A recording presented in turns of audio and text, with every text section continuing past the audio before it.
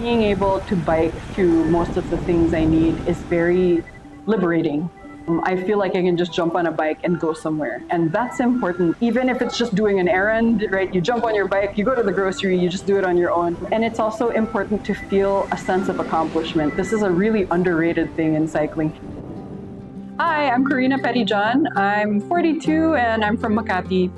I run the Instagram and Facebook page, 2 Wheels, 3 Hearts. You know, I biked a lot as a kid, but I started bike commuting during the pandemic because at the time there weren't other transportation options. And in the beginning, I had to do very large groceries because the lines were really long. So I had to get some kind of transport. And then so after that, I had a folding bike to do groceries, but I thought like, if I could use a bike to take my kids outside, then that would be even better. So I did some research and I found Japan Surplus. It was a Bridgestone Angelino. It was a child-carrying Japanese bike. And we used that for a long time. Like we went to parks and visited friends and we really used that. It was like our main transport for a few years. When I would do groceries, I would go to places like S&R or other groceries and I would load a lot of groceries. And the staff would say, okay, where's your car? Let's bring it to the car. Then we'd go out and it's a bike and they would be really surprised. They're like, kaya ba? Of course. You know, it wasn't really challenging and that was surprising. So you'd think that it would be difficult to start, but it wasn't. In many ways, it was easier than other kinds of transportation. So even a car, actually, it was often easier. I mean, there are little things like you have to get used to riding with passengers, but it's not as big an adjustment as you might think. I guess the only big thing is learning to ride on the road with the cars can be challenging. Fortunately, I started when there were few cars on the road, so that was easy. And now I'm biking with all the cars. It's no problem. Come up.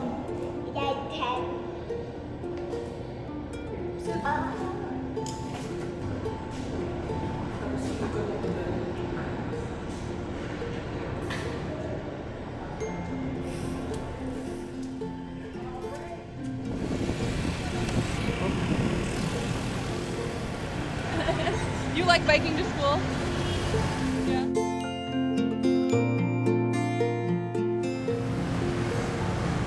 Now we bike to school, so they ride the back of my cargo bike, the T2. So we leave home before 7 a.m. I drop them off at school, and then I go to work using the same bike.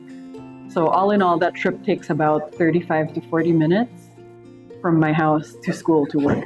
On that route, it's definitely faster to bike, for sure. So I think the same trip on a car would take at least 15 minutes longer than it takes me on a bike. We intentionally wanted to live in like the city because it's important to me that I don't rely on a car for everything, right? I have seen this lifestyle. My family is from the US where you rely on a car for everything, and I don't like it. It's really limiting in some ways, you know, like we say that a car represents freedom, but in a way it's very limiting the things that you can do and the things that you have to think about. First of all, before we get into the personal choices, I think there needs to be support for cycling as transport, and especially support for maybe families who want to do it as school drop-off. And if you've seen the schools, you know that there's a need to change the way we take our kids to school. If every kid is going to school in a car, as we can see, it's not good for the kids, it's not good for the parents, it's not good for the school or even the people who live or work nearby. We have to change the way we transport our kids. And unless there are lots of options and unless it's encouraged and even incentivized, it's going to be very difficult for people to change. And the reason I do this on social media and I want to be very visible is that I want people to see that this is a possibility. Most people have never considered that you can use this as a kind of family transport. Like it's not even close to, you know, at the top of their head. So I want them to see that we can do it. And if we can do it, maybe other people can do it too. It doesn't mean that everybody has to take their kids to school on a bike. Transitioning to an e-bike. Okay, I always knew that eventually I would want an e-bike because my cargo gets heavier every day, right? Kids are always growing. And I can still do this with a manual bike, but, you know, I'm also like, so now I'm taking them to school and then I'm going to work. So an e-bike is really helpful so that I can get to work quickly and like I won't have to take a shower when I get to work. So I really like the e-bike for that. It really helps my everyday commute. I think that a misconception with e-bikes is that you won't get any exercise. That's not really true. There is exercise on an e-bike. If you've seen my video, I really do pedal up the hill. So, I'm still getting some cardio in before work. I'm just not arriving at work sweaty. So there is a time and place for that. And I think in our situation, it's the best way to go right now. I don't know, would I ever come back to a manual bike? Yes, but maybe for the daily commute, an e-bike is really what makes sense. If you'd like to see what an e-bike could do, I really appreciate that Popcycle has all these e-bikes that you can try.